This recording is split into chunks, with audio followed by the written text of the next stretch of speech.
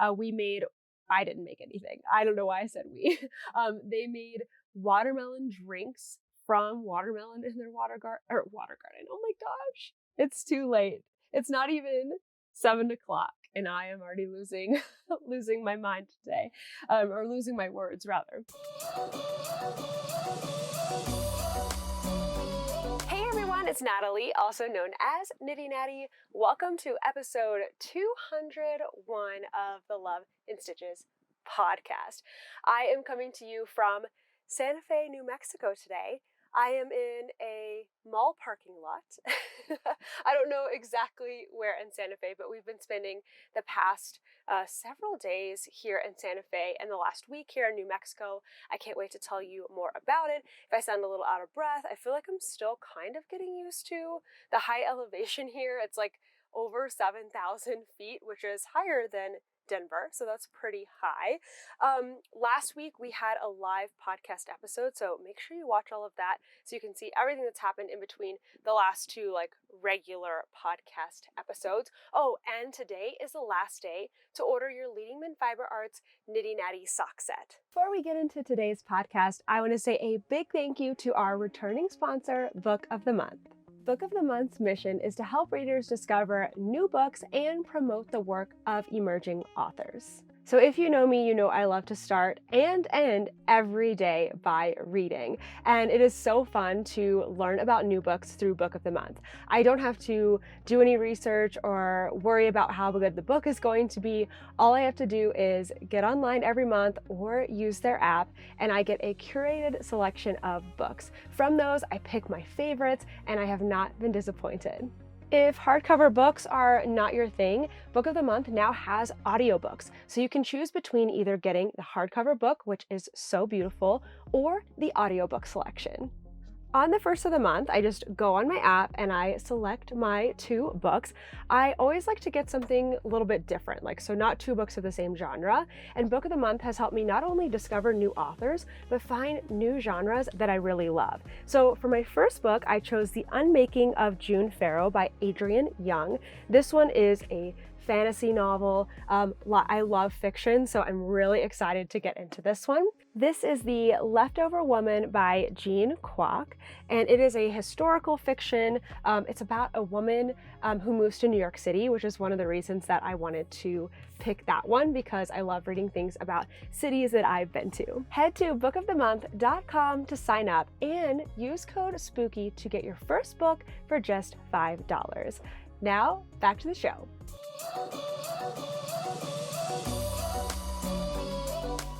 Let's get into some projects. I have been working on all of my projects this week in whatever order I'm feeling in the mood for at the moment. So some things, actually I guess the only thing I haven't worked on are my Disney socks that I started when I went to Disney, but I kind of started those for Disney, so that's okay. Everything else has been really okay, I'm really excited about this at the moment. I work on that all day long. Or I was feeling just needing something kind of palette cleansery, and I just added a bunch of Hexies to my blanket. So the project push that I normally feel to complete things has not been there this week. It's more just been about whatever is making me happy at the moment, as it should be all of the time. Okay, first off, let's just do this one quickly because there's not that much to show on it. But I am working on my Tessellated Pullover. I'm still working on the back. I only managed maybe an inch or so this week, and honestly, I think that I did that all pretty much today. One thing I did figure out though is that I counted I'm trying to figure out, basically you kind of have to match up the front and the back for the armhole. So you can see I'm getting there. I've got, still a few more inches to go. And the back is taking longer because it has more stitches, more solidness to it. Whereas in the front I was doing decreasing and all kinds of stuff, and that kind of kept it exciting. And this I'm all right, every few days I'm putting in an inch on it or so it's not going really fast. But today I did figure out I need to do 17, I believe it was 17 repeats. So I'm kind of counting from this stitch marker right here. I'm kind of counting my like fluffy bits. So 1, 2, 3, 4, 5, 6, 7, 8, 9 out of 17 that I need to do. So what does that mean? That I have 8 more to go. So probably another week on that. At this rate, I'm not going to be wearing this at Rhinebeck, at least not with sleeves. And I'm not really a vest person, so I'm probably not going to be wearing it at all. So instead of this being my Rhinebeck sweater, this is just going to be my fall sweater. I am coming to terms with that. I'm just not interested in pushing myself in finishing it. And that's such a different Natalie than probably even last year. I would have maybe set aside some other projects and just really pushed to work on that. But I just don't really feel like doing that right now. I'm trying out going with the flow and see how that goes for me. We'll see. So maybe by next week, I can finally get the shoulders joined, try this thing on, see how it's fitting me, and then finally get the sleeves going. So that one, not too much excitement, but slowly working on it. My Hexie blanket this week, though, is really bringing me joy. So I got everything organized last week into this bag. I have some new acquisitions that need to go in here now, but this is the process now that I've kind of got it all together for this blanket. So the process is when I'm in a new state or a new yarn store, I'm seeking out a locally dyed yarn. Maybe it has something to do with the area. That's always really fun. I can't wait to show you the stuff I've gotten here in New Mexico because it's really, really fun. But I get that, I try to get it wound at the store, and then it goes in here. And then after I use it, I still have about 80 grams left. I'm putting it in a Ziploc baggie. I'm not going to get it out, but I showed it last week. And as soon as it's like a gallon-sized Ziploc bag, as soon as that's full, I'm then going to ship that home to my parents so that I can just continue cycling yarn out of here. I'm keeping all of the yarn that I'm using for my 50 States blanket, probably all of it. There's definitely some colors I know that are not going to go into my next blanket that I'm making, but I'm keeping everything for now because I have so much yarn left over with it that I want to do several other special things. Some ideas that I have, I've shared this one already. I want to make a map of the United States blanket. There's a Lion Brand pattern. I can't remember what it's called, but I have it in my queue or my favorites. I have it somewhere saved, and I'll use one yarn from each state for that. So I want to keep all of my yarns for now because in some states I only have one yarn. So in Tennessee I only have one yarn. So that one has to be purple.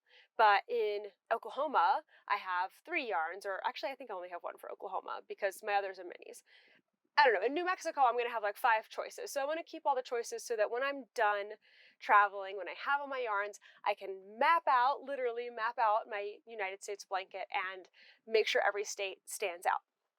And then the other thing that several people have given me ideas is like, make striped socks for yourself and your family so everyone has a memory, or make a Musselburgh hat, or all kinds of things. So I don't know where my feelings and thoughts are going to be by the time I am done traveling and done with this Hexie blanket, if I'll still want to do something like that, but I want to give myself the opportunity. So that's the process. Buy the yarn, wind the yarn at the store, goes in the bag. After I use it, goes in the plastic bag is full, gets sent to Tennessee so that it's not, I'm trying to keep more space here in the van. And I've been getting through a lot of stuff, sending out prizes, all kinds of things. Anyway, here's where I'm at. So you can see, I also have some mini skeins this week, so I'm going to talk about how I'm dealing with those. You can't really see in here, because I'm not getting those wound. Still can't really see in there. I'm not getting those wound. Oh. Precious boy, he's so tired this week. I'm not getting those wound, but I am winding them up kind of a certain way to be used in this blanket. Okay, so here is what it's looking like this week. Really starting to look super cool. It's almost feeling kind of honeycomb-like with all the different hexagons now. So I know it's kind of hard to tell that this is going in a circular pattern, but if you follow with me here, let me kind of get up a little bit so I can get a little higher. So purple is the center, that's Tennessee. And then all the hexagons that touch purple were part of the first, layer around. And then actually it's kind of at a good point where you can see it. All of these are in part of the second circle. So they're going to attach here. I still have like 4 more to go maybe, or 5 more to go in this one. So it's been really interesting and it's been really fun.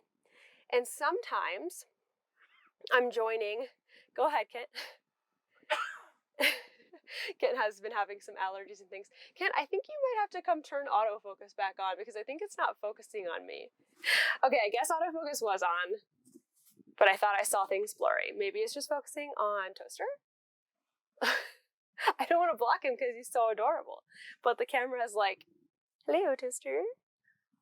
Oh, buddies. He is so tired today. Where was I on this blanket? Working on my second layer. Yes. Okay, so here is where I ended last week. We were starting in Oklahoma. This yarn is from Knit Stars, and that is the new video this week. And then we made our way through more Oklahoma yarns. And I've got all of them right here. I'm still using these lovely little baskets. Prairie Bag Works is where these are from. They're great. And I kind of want to show you, well, I'll show you the colors first. And then I want to tell you about my kind of process with the mini skeins this week, because everything I've added in has been a mini skein instead of a full skein. So the first one here, this one is from Christie's Fiber Arts. Let me see. Christie's Fiber Arts. And we went to the store, and she's also the yarn dyer. And this yarn is called Glacier Bay. You'll find all of the yarns listed in my project page, as well as all of the pictures like individually of the hexagons. If they have a caption on them that tells you what the state, dyer, and the colorway is called. Moving along, the next 3 are all from A Chick That Knits. This one is my first one with stellina in it. Hopefully the camera can pick that up a little bit. It's got silver stellina and it's sparkly. This one is called Carnation. This one is Pressed Flowers. And this one is Violets. And they're all super pretty. I just put this one in today, actually. So those are the 4 that I've managed since the last podcast, which was just on Thursday. So it hasn't quite been a week yet. I guess it's only been about 5 days. So this is all going really well. The process is so much easier now that I have everything organized and in one place, and I'm trying to do about 1 hexagon per day unless I'm really feeling like in a mood, and then I want to do more than 1 per day. Let me move my thing over. Last week when I did the live podcast, I didn't have my normal processes in place, and so I think half of these projects don't even have any kind of marker in them at all. So I'll try to get that back right. This coming week, we are going to be, I guess not this week, the following week, we're going to be driving a lot because we're going to be driving all the way to New York for Rhinebeck. And so I feel like can anticipate a lot of progress on that. Okay, so the yarns. So since I need to hold my yarn double in order to make the hexagons, I first made my first mini skein that I did, I wound it into 2 balls so that I could easily hold the yarn double. The great thing about this was that I like to wind my mini skeins by hand. I kind of by necessity must wind my mini skeins by hand because I don't have a Swift or a ball winder here in the van. When I am at home and I have access to all those things, if I have a bunch of minis to do, I will usually like get my ball winder out, wind them all up on the Swift and everything. It just makes things a lot easier. But here I'm doing them 1 a day. I'm winding them by hand. So the easiest way for me to wind by hand is to wind into a ball like this. And so I wound it into a ball. When I got to about halfway, like what I could visually see as halfway, I got out my scale. I weighed it until it was 10 grams, cut the yarn, and then wound the rest, in its own. And so I had 2 10-gram balls of yarn. And then that left me with, I want to say like 2 2-gram or 3-gram balls of yarn. Honestly, they look a lot bigger. I kind of wonder, maybe we should pull down, hang on. Let's pull down my kit and actually see. because I haven't weighed these yet to see. I use my mini, I love this thing still, my teeny tiny little scale. It's so great because it's super small, so it's perfect to put in your scrappy project bag, but it still weighs in decimals, so it's a little more accurate. So let's see. Interesting. So 3.4 grams, which means I have 6 grams left over, which is weird because I don't know if this was 20 grams before or more than 20 grams, because I thought my Hexies were using like 16 grams, but that math is not, it's not mathing. Anyway, maybe they are only using like 14 grams. So those two together, 7.8.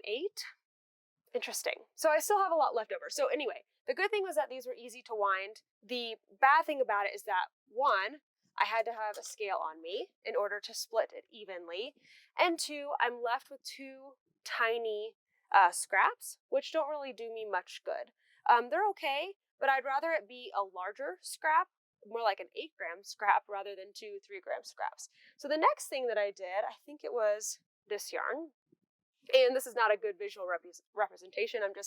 My brain is going in the order of what I did. I wound into a center pull ball by hand. And I don't love doing this. It's definitely time consuming. But what I really don't like about it is I find it really hard to wind the center pull ball while also managing a mini skein, because things get tangled sometimes, right? I just find it much easier to wind into a regular old ball while also coming off of the mini skein than doing them at the same time, the center pull and the skein. So I didn't like that. That irritated me a lot. I wasn't having a good time, and I'm like, okay, I need to try something different. So third mini skein, what I did is I wound the whole mini skein into a regular ball like this. Then from this, I wound my center pull ball. Now you may be thinking, doesn't that take way, way longer because you're having to wind it twice? Actually, I don't know, because I didn't time myself, but it felt so much faster. I can wind one of these like 20-gram balls in like 6 minutes or something like that. And then I don't know how long it takes me to wind the center pull ball, but it's just so much easier that it's worth it. Even if it takes a little extra time, it's a lot less frustration. So that's what I did with this one. I've actually got my next one up. It's like hanging around the headrest right now, like halfway through winding, because we kind of got ready to move spots here. So I had to pull everything off my seat. So let me see what's left over with these ones. Maybe these are just, maybe I'm starting to use less yarn. I don't know. Maybe I need to reweigh my Hexies.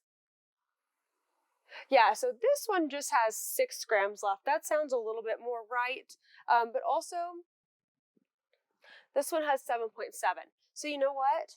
I'm thinking that my 2-ply yarns uses a little bit more of the 2-ply yarns than it does of the 4-ply yarns, because 4-ply yarns would, in fingering weight, generally have a little more yardage on them. So that's probably where the difference is coming in here. So interesting, right? But anyway, after I do the whole center pull ball, once I'm finished with that, I'm winding it a 3rd time, just winding off the leftovers into a ball like this. And then I have another plastic baggie up there. I'm not going to get it right now, but you know what? Yes, I am, because then that's one more thing that's cleaned up. Here, you can get a little sneaky peek into my, oh gosh, come on. Oh goodness, my yarn organization. So this is the bag that I'm talking about that has the cakes when I'm finished with them. I'm leaving the tag on them, and these will potentially be something else. But the mini skeins, they're so small. I am just, where is it? I just have a bag of leftovers here. They're different sizes. Some of them, like my Leading Min Fiber Arts one, I'm planning to do something else with. Actually, I'm planning to make a second sock with. I don't really know why that's in the mini skein thing. It shouldn't be. But these are leftovers of various sizes that I've just started to collect here in the van. So I'm just going to throw all of those in there, and that is that. Now everything is nice and tidy and clean, and I can put it back away. Next up, I have my Beetlejuice Musselburgh hat. It is going along nicely. I think because my sock knitting is kind of Disney themed and we're not at Disney anymore, I wanted to move on to something that's a little more Halloweeny, even though the socks are Halloweeny too. But I was just really excited about this hat and seeing how the yarn is going to come out. So this yarn I got at McKinney Knittery a few weeks ago. It is Night Owl Fibers, and the colorway is called Wicked Beetlejuice. Now, I had a little bit of a worry, not a freak out, but a worry when I started the hat because I couldn't understand the self-striping pattern. And I also knew that as I started the hat with the crown, the stripes were going to be thicker at the top where there are fewer stitches, and then they were going to thin out, and eventually once I got to all of my stitches, my entire stitch count, then the stripes would be even at that point because the stitch count would stay the same. But even still, I was like, wait a second, I see my white, then gray, then purple, green, and then purple again? What is happening? But then the dyer, Rachel, was so sweet and sent me a message on Instagram after she saw the podcast, and she sent me a photo of what it looked like and how it stripes. So it goes, it's a 7-stripe repeat. So it's purple, green, purple, and then white, gray, purple, green, purple, white, gray, white, gray. And I still haven't gotten enough of a repeat to really show you what that looks like yet, but I have reached the end of my increases. I have my full stitch count. I know it looks really tiny, but once I actually get going here, I just barely, 2 rows from that. See, I like to put in a marker here on my, this is on my last increase row, or after you do like the knit round after the last increase row, and then that way I can count my rounds from there. I'm probably not going to count on this one. I might count stripes and try to end the other, do the other side ending in a similar way, although it doesn't really matter because the hat can be flipped either way. So that's what's fun about this hat in particular, since it's self-striping. It's going to do all the fun work for me. I don't have to do quite as much row counting and everything as I've done when I've done more pattern hats. So this one is going to be for Kent, and my plans for this one are to do a non-slouchy, non-fold up hat. For Kent, that ends up being 13 inches in between the crowns. So what I mean by that is I just finished increasing for crown number 1. I will knit straight for 13 inches. It's going to be perfect for all the driving that we have coming up, for our like Rhinebeck and everything, just to have the easiest stockinette to do.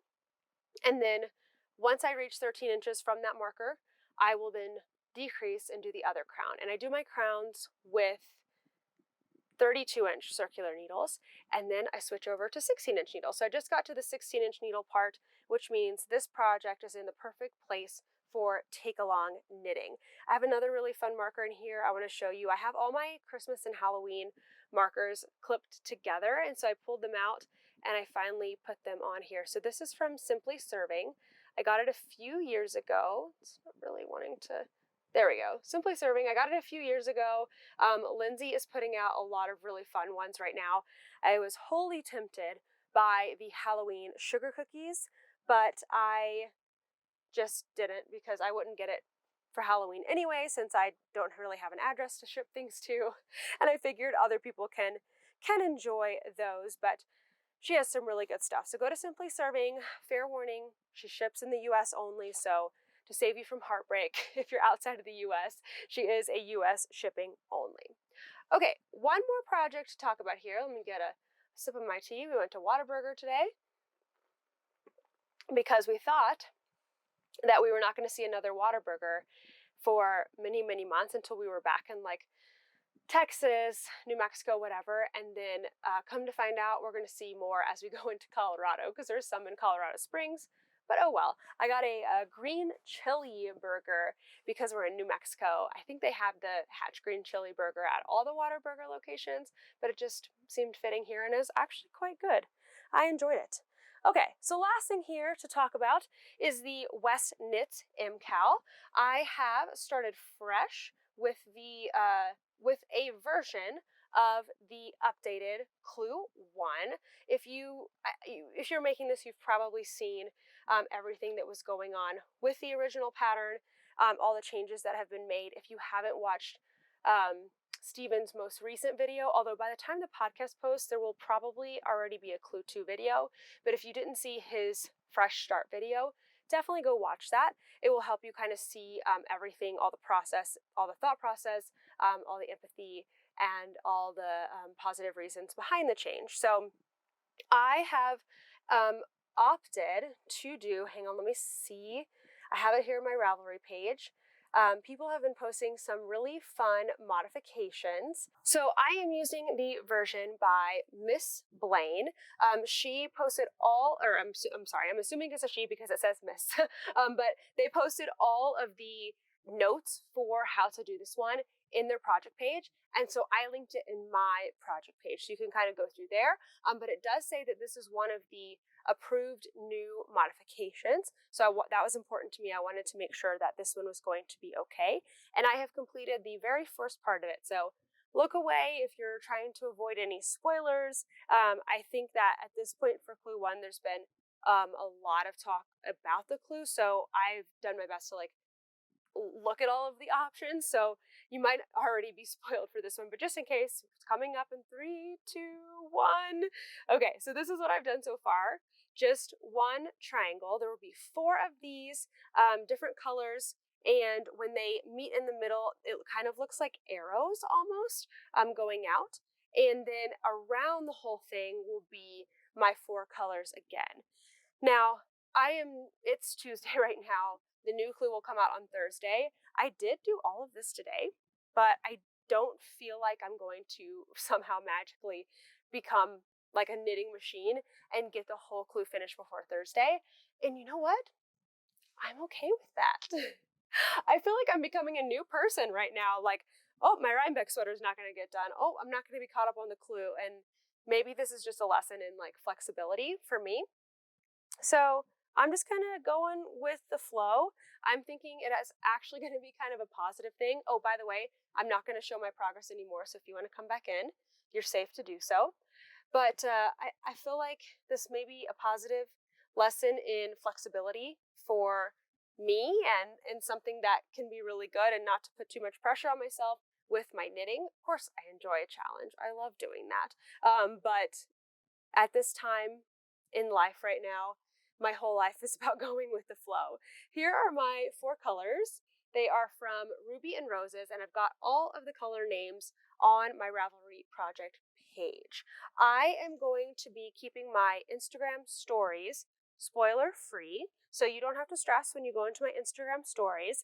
I am going to be probably making a post on maybe Fridays or Saturdays with the previous week's clue. So it'll kind of be 1 week behind with a cover photo on it. Other than that, you can look on my Ravelry page. I think I might put some pictures there. Again, kind of behind yarn photos, so that just in case you don't want to see anything, it's all hidden for you. Okay, I think that's it for projects this week. Even though it's only been what feels like a few days since the last podcast, I feel like I've gotten to have quite a bit of knitting time. We had a really fun weekend.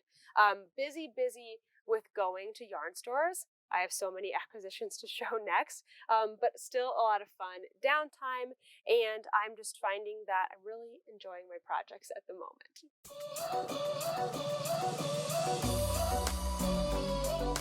So, I got some New Mexico yarn this week.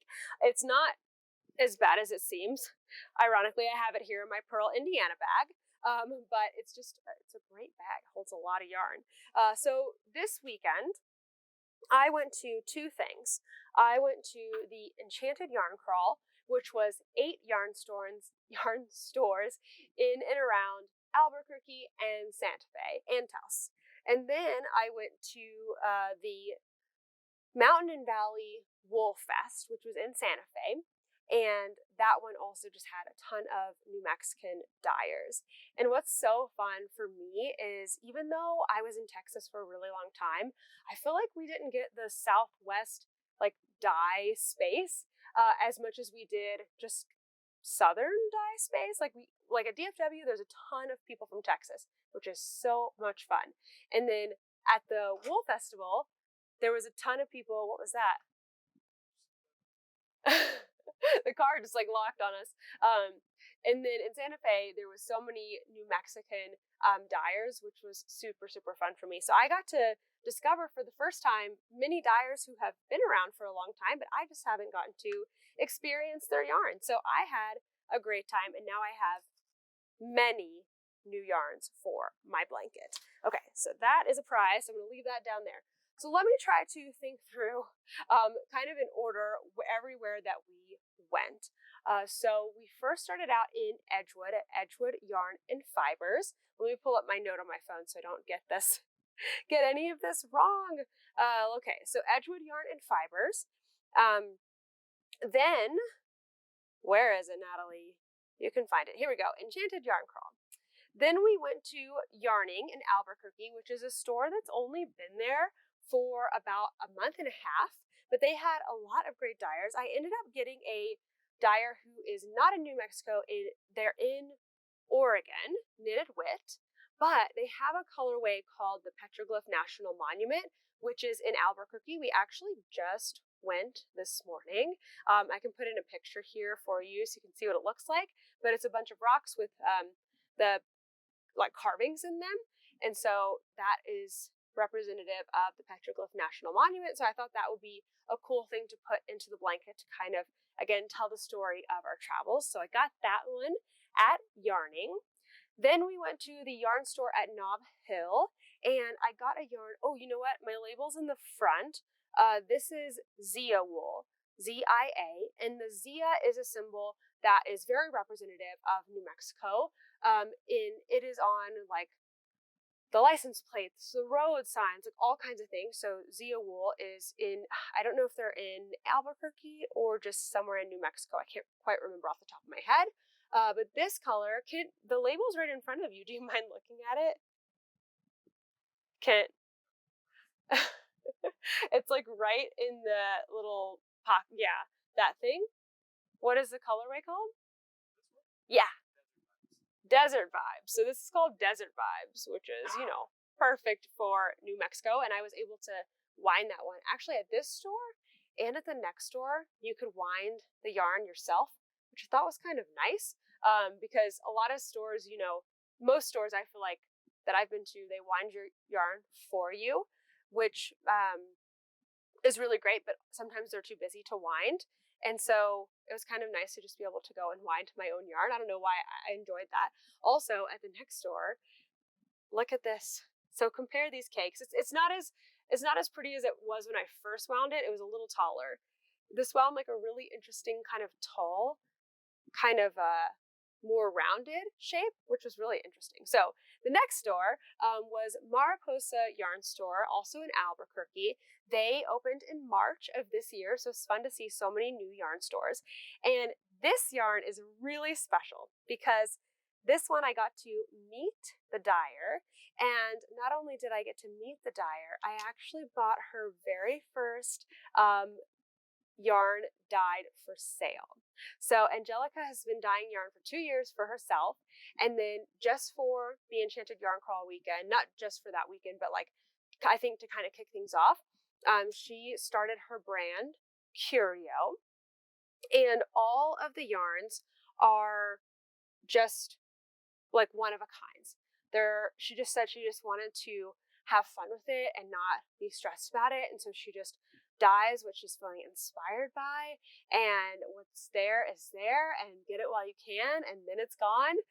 So I was very, very excited to get some yarn from her. She came in with like a tub of yarn, was getting it all ready and tagged for actually the next day. We weren't going to be there the next day because we were driving an hour away to Santa Fe to go to the Wool Festival, and so I was like, "Ooh, is there any chance that these yarns are going to be ready for sale today?" And she said yes. So I got this. It doesn't have a colorway name, but I just thought it kind of reminded me of New Mexico in a way, just of all the bright colors of like the desert. I don't know, it gave me those vibes. And again, another really great one for my blanket. So it was really a cool moment because it was like, oh my gosh, your first yarn sale. And then a couple of the other women in there also bought yarn from her too. So I didn't feel bad for asking to buy the yarn right away. And her yarn is so beautiful, so she got some other sales that day. Okay, so pausing the Enchanted Yarn Crawl. That was all the stores in Albuquerque and near Albuquerque and Edgewood. We went the next day, we drove to Santa Fe, and we went to the, I keep forgetting the name, Mountain and Valley Wool Fest. But it was in Santa Fe at the fairgrounds there. It was great. They had like live music, they had places to sit and knit and crochet, they had tons of vendors, and I had a grand old time. I started buying yarn and I realized I forgot to bring a bag. So I was like, why don't I go buy a project bag? So I ended up getting this really cute project bag by, I think I have the card in here. Let me see, get these yarns. Don't mind me, there's plenty of yarn in here. Let's see, here we go, Front Range Bags.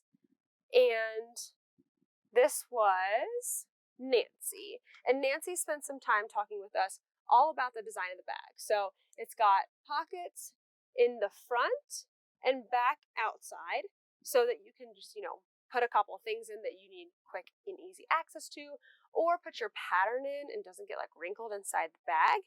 Then inside the bag on one side, let me try to see if I can fold this down a little bit. On one side, she's got 3 pockets for notions, and it's a matching print to the outside. I'm not able to really show that super well, sorry.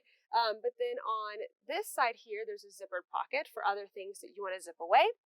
And then the last brilliant thing are these little ribbons and hooks here. They're on the inside, but they are for feeding your yarn through. So you can feed through 1 skein or 2 skeins, and these open. So your yarn doesn't have to be stuck. It's not like a grommet or something. The blur is too good on this camera. You can't really see it, but just trust me. Also, when our video comes out, Nancy herself is explaining how to use this, so you can see it in like greater detail. But anyway, such a great bag, and I opted for a Christmassy one because I wanted to be able to use it in this upcoming Christmas and Advent season. Then I had a place to store all the yarns that I was buying. So the first one I got is another dyer out of New Mexico. Let's see, in Rio Rancho, New Mexico. And this is Knitty Gritty. This is actually a husband and wife team. They have a really sweet, sad but sweet story that they were sharing. So if you ever see them at a show, go up and get their story. They had it like a printout that you could read. But for every 5 skeins they sell, they knit up and donate a hat to the local NICU. And so they were making hats for the NICU, and then they wanted them to just really be great quality and to control the colors, and that's when they started dyeing yarn, which I think is cool. They have this beautiful palette that's kind of like this one where it's a little more muted, great for like garments and things. This color is called Olive New Mexican, which is a tree that grows here in New Mexico. I don't know if you'll be able to see I think on like the 2nd or 3rd line is the colorway name. So that's another one for the blanket. Let's see. Then we went over to Z Yarns, and we had a lot of fun at Z Yarns. Right now, they are only at shows. So if you see them at a show, go see them. This was Gwen, I believe was her name. And the yarns are super, super fun. So you can kind of tell from the label that it's sort of a like horror, gothic, gore kind of theme. But then there's also like really fun colorways like that have nothing to do with that. This one's called Not About That Pumpkin Spice Life. And this one is on the BFL base. So Kent got this one. I think he's going to do a membership giveaway with that one, which is really fun. And then I could not decide between these 2 yarns, so I figured I would get them both because this one is called Cactus Rose, and I think it has gold stellina? Yeah, gold stellina in it, so it's glittery, and again, I was just looking for stuff to represent New Mexico, and I thought that would be great. And this one is called Spruce Grove, and there are spruce trees in New Mexico, but this color, I just couldn't get over it. Like the blues and the greens are so pretty, but then what really sold me is like this little section right here is kind of pink, like almost like sunsetty. So, so beautiful. So these will go into the blanket. Potentially I will be also making myself like socks or something with the rest of this yarn because I have plenty of New Mexico yarns to choose from to continue in the blanket. Okay, one last thing from the Wool Fest. This is Vortex yarns, and we also had a really great time chatting with them. This color, I can't remember how to say it. I think it's like saxifraga. I think the G is a soft G. It is a flower, I want to say. The flower doesn't look like this. These colors are actually the colors from their logo. And so again, just very much to me like Southwestern, New Mexican, and just looks so cool. And this is an 80% superwash merino and bamboo, which is really neat. So lots of fun was had at the Wool Fest. Lots of fun, plus the project bag. And then one more day. We had a big 3-day weekend here. On Sunday, hi buddy, you ready for me to stop talking? Yeah, I talk so much, huh? On Sunday, we completed the Enchanted Yarn Crawl. So we had done the Albuquerque part. We started out on Sunday driving the hour and a half from Santa Fe to Taos. That one was the furthest out, and that's where I got this skein from. So the store in Taos, size-wise, really small. It is called Mooncat Fiber. And Taos has a really cute little downtown area, all kinds of shops and restaurants and things. And the store, even though it's small in size, is packed with so many beautiful yarns. I think that she said she had like 28 different artists in there. That includes yarns and other things like yarn bowls, etc. You'll have to see it in the video. But this one, Pink Adobe Dye Works, it dyes exclusively for them. You can't get it anywhere else. And this colorway is called High Road to Taos. And we took the road to Taos, so of course I had to get this colorway. Pink Adobe Dye Works is technically in Colorado. No, I'm sorry, Nevada. Henderson, Nevada. And so, again, even though it's not exactly a New Mexican yarn, it's close enough to me. And when things are like only available in the store, I think it's always fun to grab something that I can't get anywhere else. We went after that to a few more stores, but we were in crunch time to fit all the stores in. And also by that point, I had seen a lot of the New Mexican dyers. I mean, I think I have, let's see, 1, 2, 3, 4, 5 of them here that I had already purchased. And so we were starting to see them at other stores.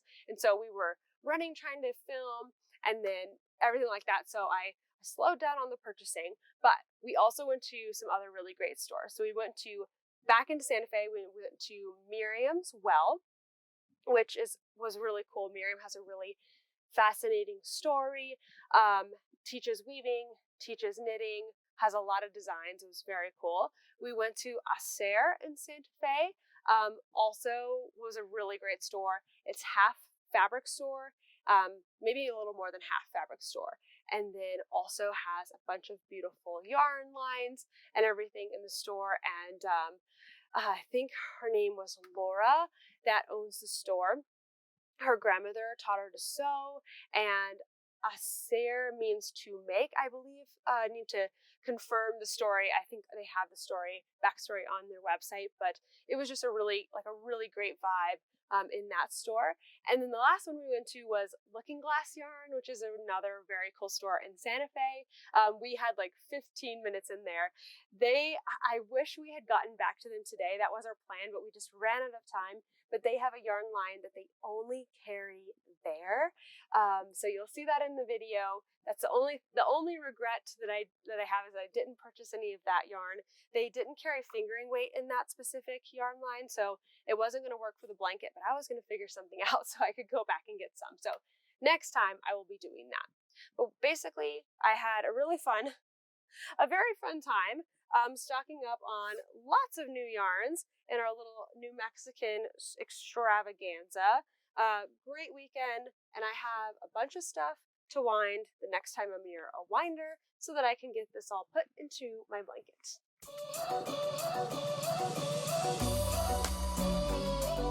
Let's get into some questions. We've got a couple of knitting questions to start out, and then we have a couple of van questions. The first one is from Eleni, I think. Hi, Natalie. I love your podcast and your content. I hear it while programming at work, and it is extremely relaxing. My question is the following. I am literally in love with how the tessellated pullover looks and would like to make one, but I've never tried mosaic knitting. Can you suggest a smaller project to practice before starting the pullover journey? Okay, so the tessellated, I'm going to show it again just so we can get everyone on the same page. So this is mosaic knitting. Basically, mosaic knitting is a form of colorwork knitting, but in mosaic, you only hold one yarn at a time. And the stitches that are not in the color that you're working, you slip. You typically, I don't want to say all the time, but you typically hold, what is happening here? Oh, no, Mom, I can't talk right now. You typically hold or when you slip, you hold your yarn on the wrong side of the work. So if you're knitting, you hold it, if your knitting is the right side, your knit stitch, then you hold the yarn in the back, slip with the yarn in the back, and then if you're purling, you slip with the yarn in the front. I have made it sound more confusing than it is. It's actually pretty easy and a great way to get into colorwork knitting. Now, definitely, I agree with you. If you don't want to take on a sweater for your first mosaic knitting, Andrea Mowry has some other patterns. I think all of her patterns called Shift have mosaic knitting in them. There's one just called The Shift, and it's like a triangular shawl, not super, super huge. It's still a big project, but not as big as a sweater. I thought she had some kind of hat maybe that had that same pattern in it where you could practice that, because a hat would be a smaller option and great because it's in the round, but I think the Shift will be a really, really good one. If anyone has any other suggestions for a great, more palatable project to start with mosaic knitting, please leave it down below. All right, next up we have a question from, oh wait, my internet's really slow right here, so we're gonna wait for it to load. We have a question from, I'm not even gonna read the username. I think it's Apollo. It's so hard now that YouTube has the @ usernames. There's no spaces, so it makes it harder to comprehend the reading. Anyway, here's the question. Hi, Natalie. I have a question about cast-ons. A few months ago, I knit a cardigan, and it starts with a long tail cast-on for the neck and shoulders before knitting the back. In the course of the pattern, all the stitches for the shoulders and neck get picked up for the fronts, etc. I'm planning on knitting the pattern again as a Christmas present for my mom, and I started thinking about using a provisional cast-on, so I won't have to pick up all those stitches again.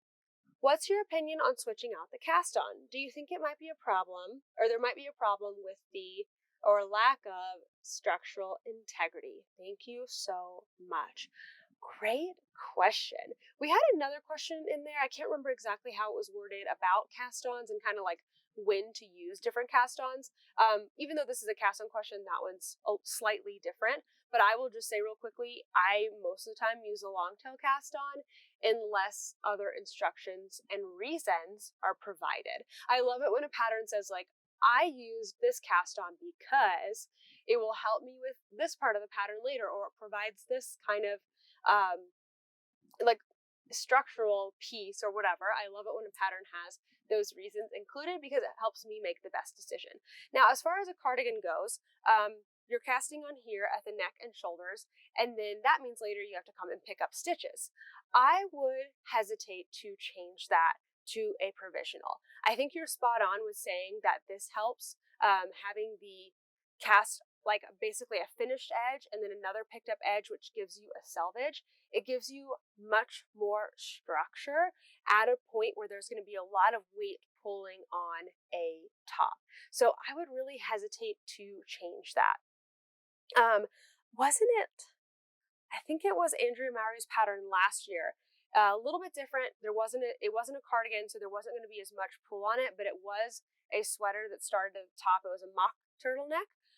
Started at the top, and she suggested that you cast on, knit it down, and then pick up and knit the neck, rather than just knitting the neck all the way down or doing provisional or anything like that.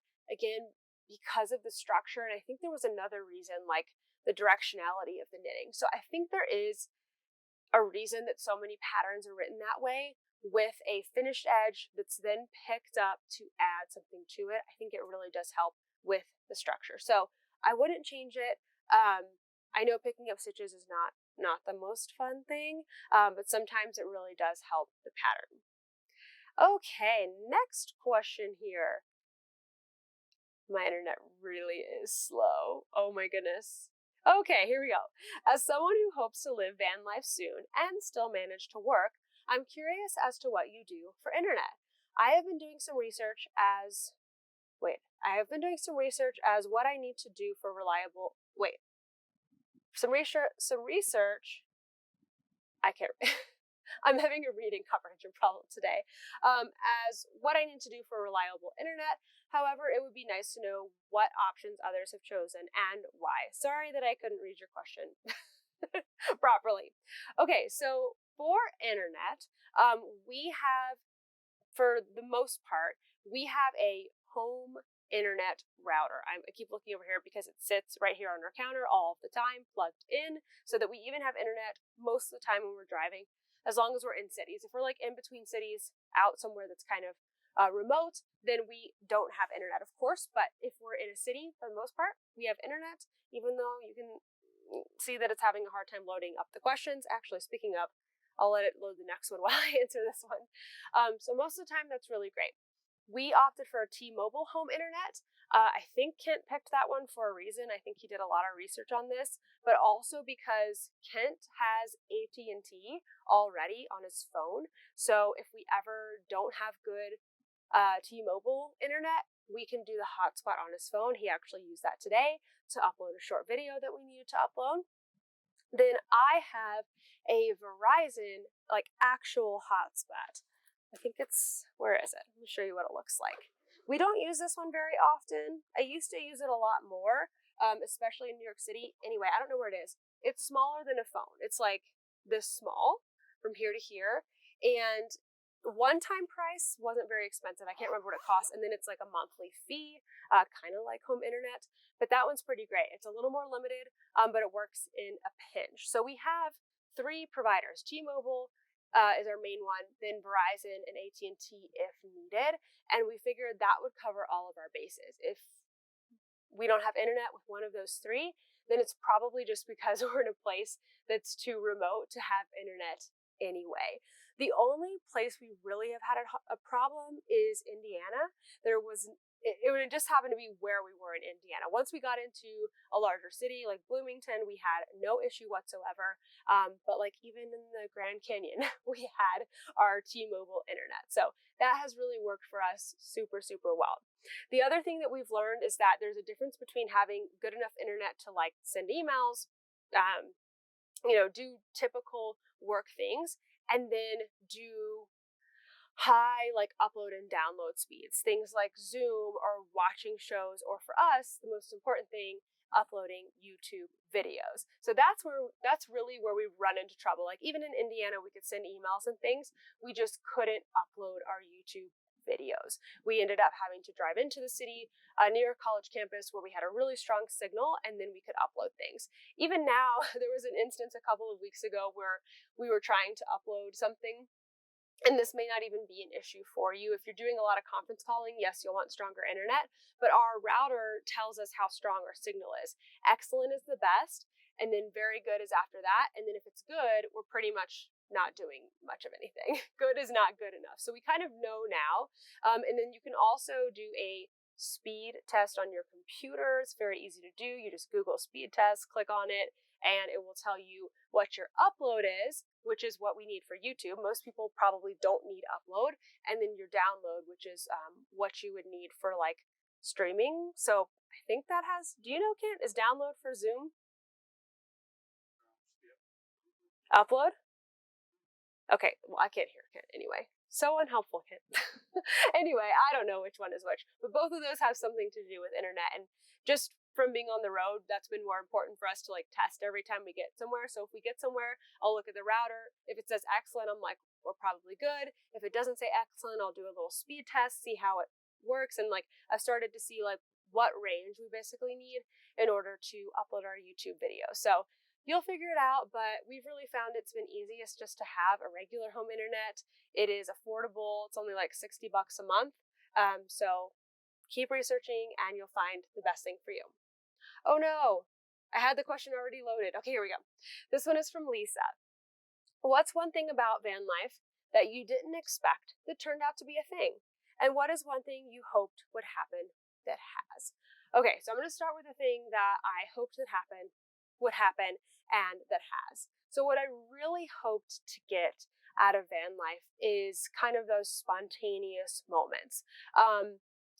So there's like something about being mobile and having your own schedule and kind of knowing like, we have a plan to go to this place on this day, but it doesn't necessarily have to happen that way. Something really exciting happens and we want to stay in some place longer.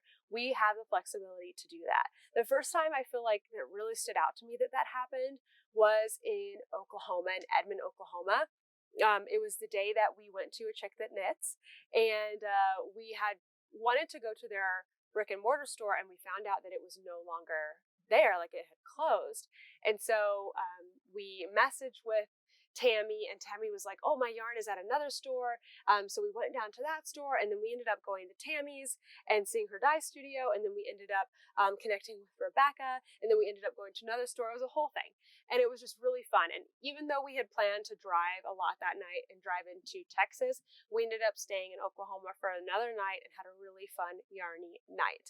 We've had a lot more moments like that since then. I think the whole first month of van life was very crazy and we're getting used to everything, but we're starting to have more moments like that. Like just this past week, like hanging out in the Grand Canyon was really, really special. This past weekend, we were in Santa Fe and we had planned to stay 2 nights with a friend, and we decided, let's stay a 3rd night. Like just things like that have been something I was hoping for, and they've been happening, and it's really, really cool when it does. Okay, so what's one thing about van life that you didn't expect that turned out to be a thing? I don't really know how to. I feel like I'm going to come up with like a good answer to this in 5 days or something when it's too late to answer. Of course, I could share stuff again, but the only thing that's really coming to my mind right now is the weird skills that I am learning. And I was talking with Ken about this today. And I feel like I'm learning a lot of not just flexibility, but like being uncomfortable with things. I'm not going to lie, we have a very cushy life on the road. Like we have a lot of amenities here in the van. We are not really without the comforts of home, but then again, there are the little things that I miss so much. Like I really miss having ice.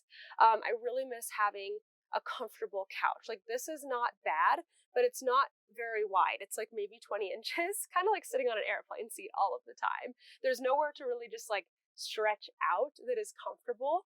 I'm using a public restroom like 5 to 6 times a day.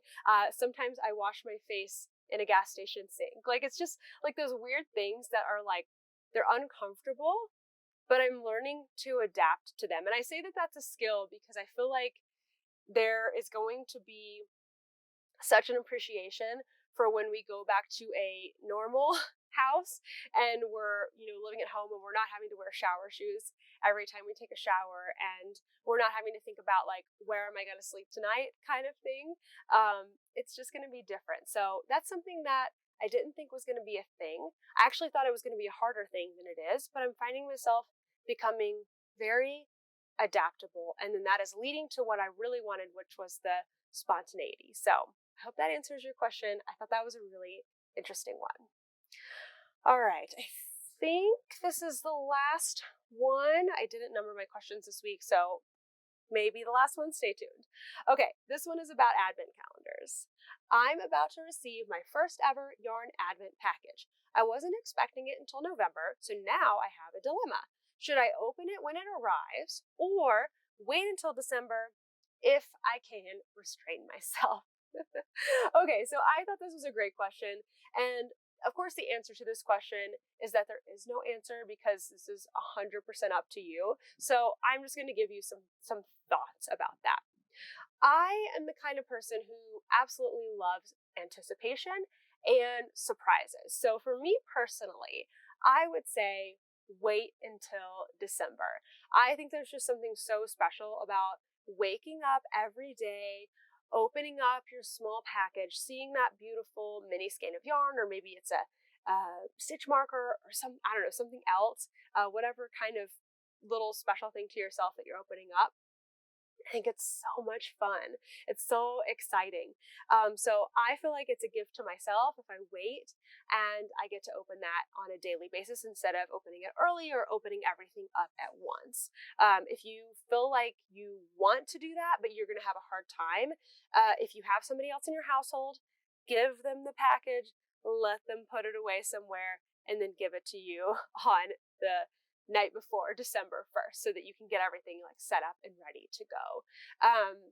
Or you can just hide it from yourself, like put it in a space in your closet that you never go into, so it's not, in your vision or easy to get to or whatever. To kind of hide it from yourself. Now, if you're the kind of person that's like, I don't care, I just want to open it right now, if you open your advent early, just please don't share it on social media so people don't get spoiled, because for a lot of people it is the element of surprise every day. But if you're like, I just want to open it all now and see what's going on and get started on the project, by all means, if that's going to make you happy right now, I say do it. Same thing, somebody this week was like, I think I'm ready to watch Christmas movies, and it's like, go for it. If that's what's going to make you happy, you do it, because you know what? Why not be happy? Why not have the most fun with things? So not really an answer, but you can do, of course, whatever you want, whatever's going to be best for you with your Advent.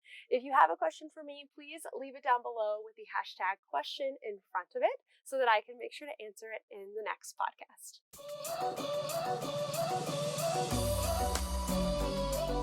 This is the point of the podcast where things are about to get interesting. In the next clip, which I filmed yesterday along with all of the rest of the podcast, we moved from a mall parking lot to our rest area where we stayed for the night. And in the excitement of that, I completely skipped recording a section. So now it is the next day and we are in Colorado at our new place to stay for the night. We actually just arrived at our campground, and if you hear a little whining from Toaster, it's because he sees a dog outside and wants to get out there and play with it. So we just stopped in Colorado, and I figured I would go ahead, record the new segment, because there are things that I don't want you to miss out on, like the winners of our Unwind video giveaway.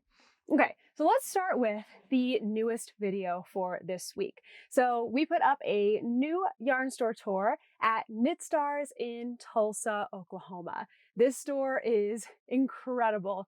It is one of the biggest that we've been to. I actually don't know square footage wise if Yarnborn or Knit Stars is bigger. Size doesn't always mean like much. I mean, I guess size doesn't always mean better in terms of yarn stores, but Knit Stars has 6,000 square feet of space of like yarn floor and offices and everything, and it's super, super cool. So I think you're really gonna like that one. We filmed it slightly different than our other tours.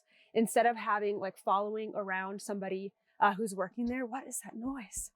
Oh, I think Kent's filling up our water. Campground things.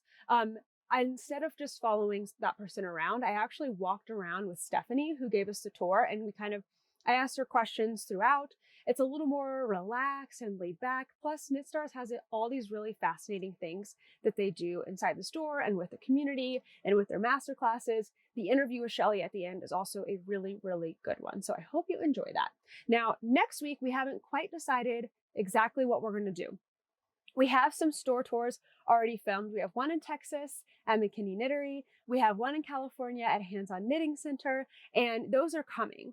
But we also just filmed this past weekend in New Mexico for their Enchanted Yarn Crawl and their Mountain and Valley Wool Festival. So we're kind of thinking we might put that one in next week. It's a little more vloggy style, 8 yarn stores, a whole festival. It's a really, really good one. So it's either going to be a store tour or that for next week. And then I believe in the following week, we're going to be getting into Rhinebeck already.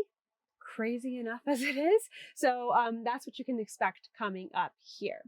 All right, so the Knitty Natty sock set from Leadingman Fiber Arts. Today is the last day for you to order it as a sock set. And then it is going to be no longer. You won't be able to get the 100-gram Knitty Natty skein with the two minis, Kentergy and Toaster. So if you want to grab that, grab it today. Thank you for doing that. You're supporting both Leadingman Fiber Arts and me in ordering that sock set. I think they're pretty much caught up on orders too, so you should be getting it pretty quickly.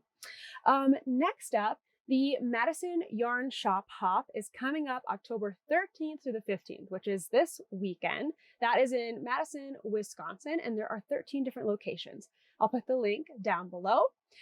The weekend after that is Rhinebeck weekend. There is Cake Palooza, Indie Untangled, and Woolen Folk all on Friday. I'll put links to all of those down below as well. And then the New York Sheep and Wool Festival, aka Rhinebeck, is Saturday and Sunday. I am going to be at all of those things. I'm going to be at Cake in the first time slot, which I think is 10 to 11:30. I'm going to be at Indie Untangled in the second time slot, I believe starting at noon. And then I'm going to be at Woolen Folk pretty much the rest of the day. We will be filming during that time. We're making a vlog of the weekend, trying to show off as many vendors as possible. But as always, you can please feel free to come up and say hi. I would love to meet you there. Knit Stars, not the store, but the master classes. Knit Stars Season 8 is on sale now, and through the 19th, you get like a huge discount on signing up. You also get to see all the classes as they release. The first one comes out on November 1st. You also get access to like a really cool blue Hohi bag. You get access to purchase that one. And if you want to get the yarns, the special yarns that go along with the classes, you have access to that when you sign up by the 19th. So I will put the link for the master classes season 8 down below. There's some really great people in it.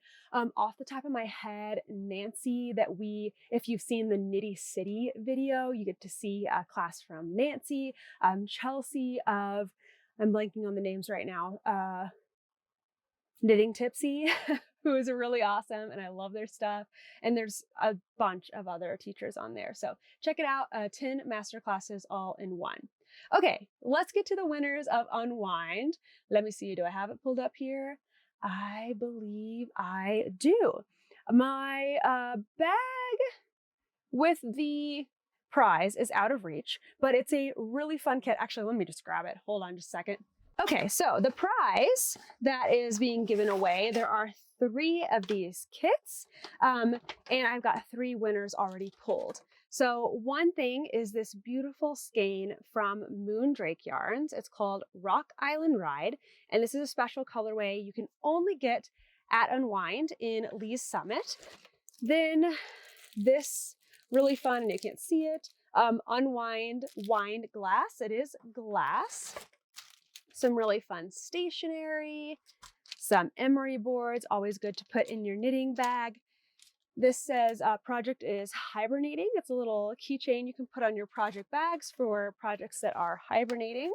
A lotion bar from Love and Leche. And 2 more things. An Anywhere balm, also from Love and Leche. And this says Little Bee lip balm. But this is just a taste of what comes in their goodie bags when they do their retreat every year.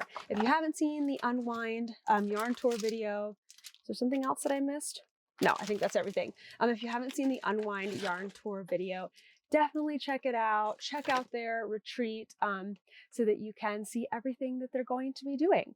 So our winners, I've got 3 winners. We're going to put them up here on the screen, and it was from that video, and everyone let us know which of Unwind's exclusive colorways were their favorite. So the first winner is Amy Prentineski, 5407. So Amy and everyone else who's a winner, if you can email me knittynatty@gmail.com with your full name and address. That will be much appreciated. So Amy said, what a great tour. I have Kansas on my list of states to visit. So if I ever make it there, I'm going to have to stop by this sweet shop in Missouri. As for my favorite shop color, I'm a sucker for yarns inspired by the sunset. So it's the La Anime Midwestern Sunset. That one's a really good one too. Our next winner is Ravens Rock Knits. What a gorgeous local yarn store. I love Rock Island Ride. Good. Such a pretty autumnal colorway. So again, if you can email me with your full name and address, that would be great. And our last winner, cross your fingers, it might be you, is Christy Hackett 3728.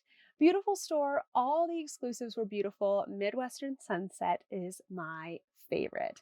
Thank you everyone for watching that video and for entering that giveaway, and congratulations to our 3 winners. If you will just email me, I will be getting these prizes out as quickly as possible. All right, now I'm going to send you back to yesterday's Natalie, who was showered and made up and ready to go. And I don't even know, I can't even tell. Okay, I think I'm in focus. I'm going to go get settled into our campground and take a shower myself.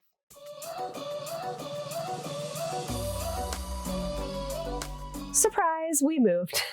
We moved about 20 minutes down the road so that we could get to our space for tonight, which happens to be a rest area between Santa Fe and Albuquerque, so still in New Mexico. But Kent has an event with friends coming up in just a little bit, so I wanted to go ahead and be settled in this spot. So now you get to see cars coming by super fast on Interstate 25. So much fun. And I wish you could see more, but the sunset, oh my gosh, the sunset on the way here was just so, so beautiful. Anyway, we have a couple more segments before the end of the podcast. So let's talk about what's been going on in our lives this week. So it hasn't been a full week because we did a lot of updates in the Thursday live podcast. On Friday, that's when we went to the first 4 yarn stores on the Enchanted Yarn Crawl. Then on Saturdays when we went to the, I keep forgetting the name, it's like Mavwa, it's Mountain and Valley Wool Festival. And then Sunday we went to the 4 stores in Santa Fe. But that's not all that we did this weekend. So after we did, on Friday after we were in Albuquerque, we drove to Santa Fe and we stayed with some friends for the weekend. They have a beautiful home in Santa Fe. They've been doing a ton of renovations on their house, so they have an amazing patio. We spent a lot of time outdoors. They have a garden.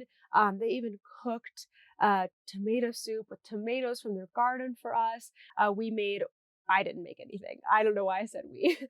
They made watermelon drinks from watermelon in their water garden. Oh my gosh, it's too late. It's not even 7 o'clock and I am already losing my mind today, or losing my words rather. But yeah, it was just such a cool experience. They have a little casita off of their house, which is basically a studio apartment. It had a kitchen, it had a bathroom and shower, a big king size bed, a little couch and table. It was so wonderful for us to stay with them. So that was such a nice experience, and we got along great. We knitted every night and we went to the Wool Fest together, and it was just a really great time. So we actually stayed 3 nights there, Friday, Saturday, and Sunday night. It was a nice reset out of the van. So we're back in the van now. And then on Monday, yesterday, we went to a really cool interactive, immersive art exhibit. Oh, you need this pillow, buddy. You're falling. You're falling, honey. Okay, you can just say it like that. We went to a really cool place called Meow Wolf. There's one in Las Vegas, and I think there's some more. I think there might be one in Colorado, and I think there's one in Texas, but it's this really interesting concept. It's basically just art you can touch, and all of these rooms, and they ask you not to take pictures and share them. So I don't have any pictures to share. And I'm also not going to share that much in case it's an experience that you get to do. But essentially there are different rooms to discover. There are different ways to get to those rooms, secret passageways, things like that.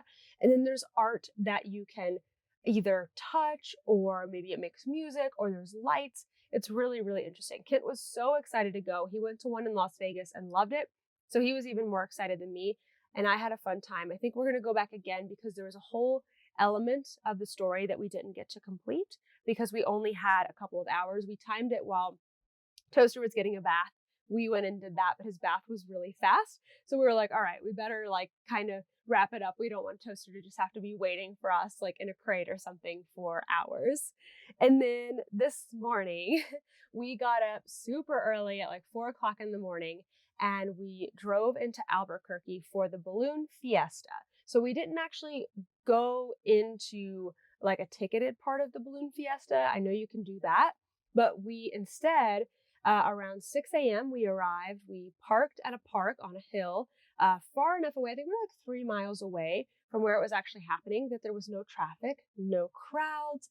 We have our van, we left our bed down. Everything was great. So at 6 a.m., it's still dark out. You start to see these glowing lights come up into the sky, and it is the hot air balloons. I'm sorry, buddy. You were like, poor Toaster. He's having to balance on this table that's falling over. Let me just move this out of the way for you. How's that?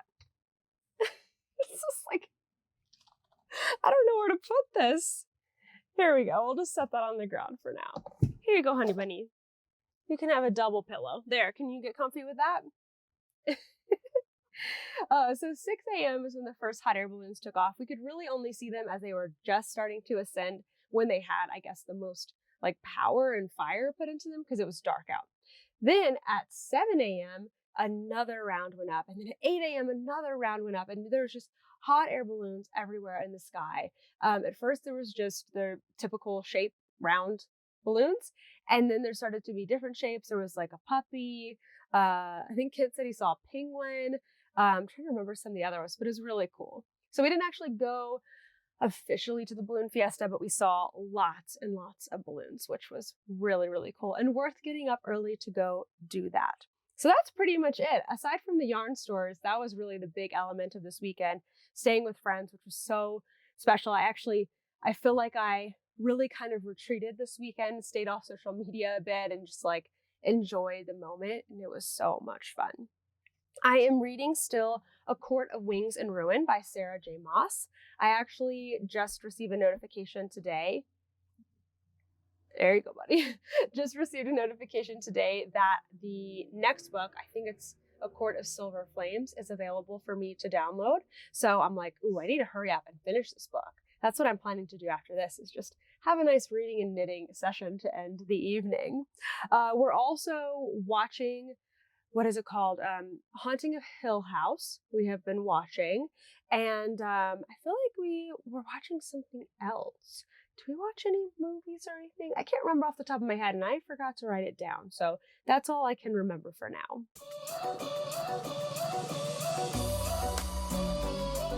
While we were driving back over here, I actually managed to hand wind my mini skein that I will be crocheting up tomorrow for my blanket. And so that is my tip of the week for this week: how to wind by hand a center pull ball of yarn. Now, I don't have a tutorial on this because, as you can see, I'm not the best at it. There are so many on YouTube, but I'm going to link below the one that I learned from, which is from All About Me. It is a 2-minute and 20-second tutorial, which I think is very nice for a tutorial, nice and quick. So if you also want to, for any reason, you want to make center pull balls, maybe you also need to hold your yarn double, or you just like having yarn that sits a little flatter when you do it right. I don't know. I still haven't quite mastered it yet. You may want to learn that. So I will link that tutorial for you down below so that you can check that out. Thank you so much for watching today's podcast and traveling around and ending the night with me. Isn't it just so beautiful outside? I love it. But anyway, thank you for watching, and I will see you in the next one. Bye.